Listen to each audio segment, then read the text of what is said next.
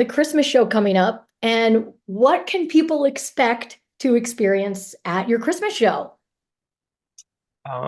So if you've never heard of me, I have two Christmas albums. That's an important thing there. I'm probably talking to an audience that's not super familiar with my music. So yeah, I play my favorite songs from the two Christmas albums. Then I slip a few of my other songs in there as well, some of my other big moments. What's different than my, typical show is this is with a full band and live singers, and it's a band of 12 people, and then some auxiliary singers. So it's a huge, huge production.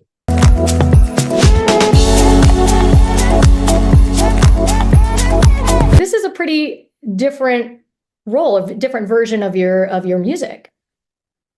It is. I think when I released my first Christmas album, I don't know, 6 or 7 years ago, and I kind of just did it because it was a passion project. I love Christmas music. It intersects with my faith, and I'm a songwriter and a music producer. So I was like, I'm going to try and do this and see what this blend, how it will work. Produce these songs in a way that I would do it.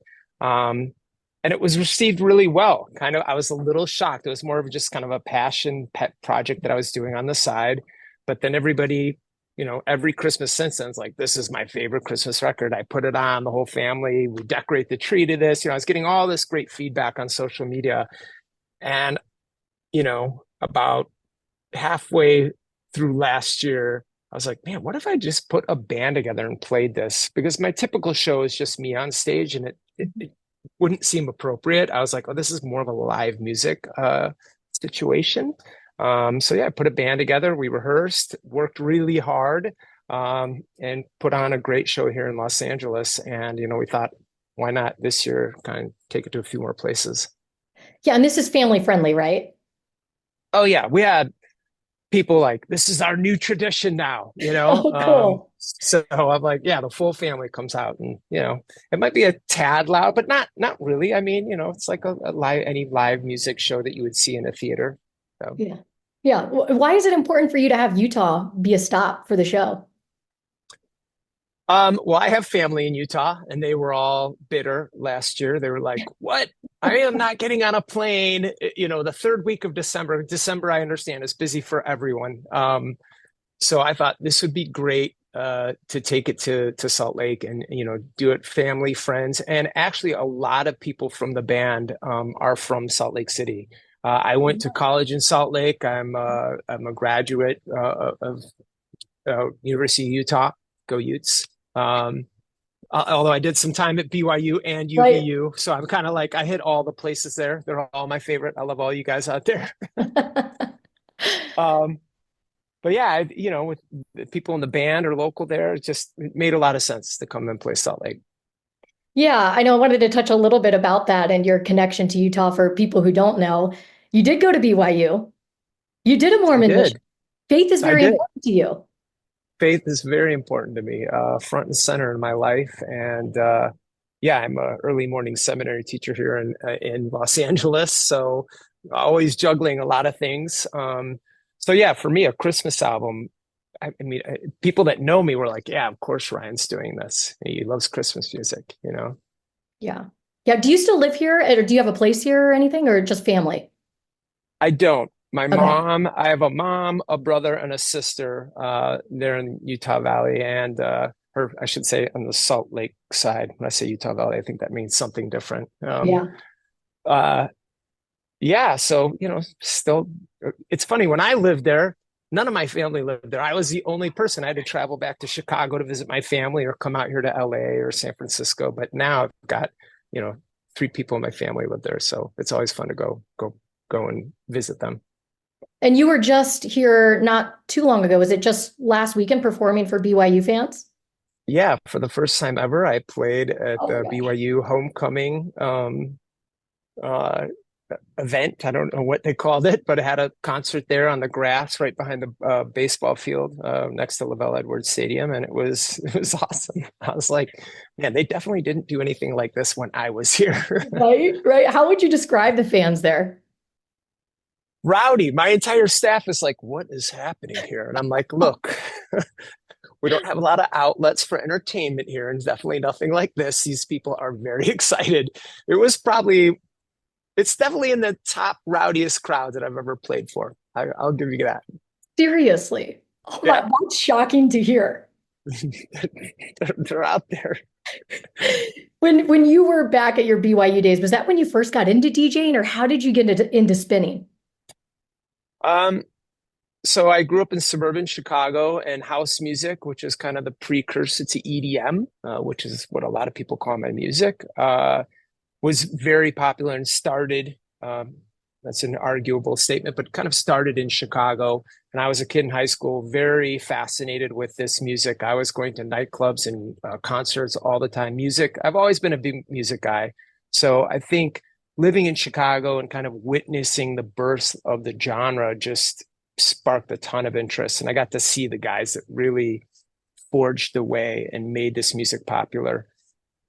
So I was spinning and messing around with it in high school. I didn't have the money to really have my own equipment. Um, but then really after my mission is when I kind of started working, saving money and buying pieces of studio gear and buying turntables and kind of expanding my record collection. I had a very small record collection. I'd mow a lawn or two and go buy a few records in the city of Chicago. And then I always carried those around with me. They were a big hit on campus. I mean, we still played records back then when I was a freshman at BYU, but I was showing off my Chicago music. But that I got into it and I loved it, and I kind of just stuck with it. Well, it's incredible. Like the humble beginnings to where you are now. Sometimes you have to pinch yourself, like, I can't believe this happened to me. For sure. I mean, I feel like every weekend's one of those moments where I'm standing in some massive audience. They're singing the words to some song that I wrote, 10 years ago. And I'm like, wow, I still can't believe this is happening. It's crazy. I mean, even at the provo show, I was like, I was in the dorms right over there. They're like, okay, old guy, be quiet. And you had your first DJ gig here, right? At Club Manhattan back in the day when it was called Club Manhattan. That's right. So when I was going to the U, I always had side gigs trying to make some money, and I lost my job at the Chalk Garden at Trolley Square there. I lost my job, and I was like, okay, I got these 3 crates of records that I think are pretty awesome. And I went to Club Manhattan. I said, what is your slowest night? And he's like, Monday night. I'm thinking about closing. I can't get anyone in here. I'm like, well, what if I came down and played this music that I love? And he's like, all right. And that was my first legitimate. I mean, I had gigs with friends and in the living room and in the garage and whatever, but this was my first gig where I actually made money. And what kind of music were you playing then? What were the records? Well, the Monday night was a big kind of theme night. I kind of started off with a lot of 70s, like funk and disco and soul. And then I would slowly segue to my passion, house music, which is kind of disco's cousin. And I just was slipping in the hits there, and people loved it. It was a smash really my first week. I was like, whoa, there's a lot of people showed up. So yeah, I remember one of my friends went back in the day, and because he's from here, he's like, I remember the Club Manhattan days.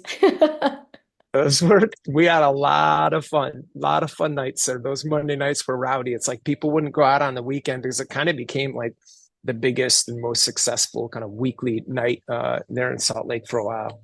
It was fun times.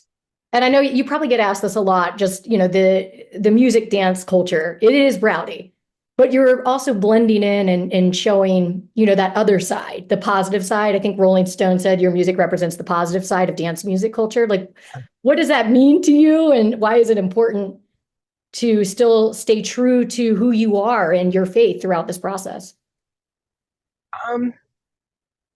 Well, I think that goes back to kind of the origin of my story. For me, music was always an outlet. And in high school, I was a person of faith, which I was around other people of faith and different faiths. And, everyone was somewhat respectful.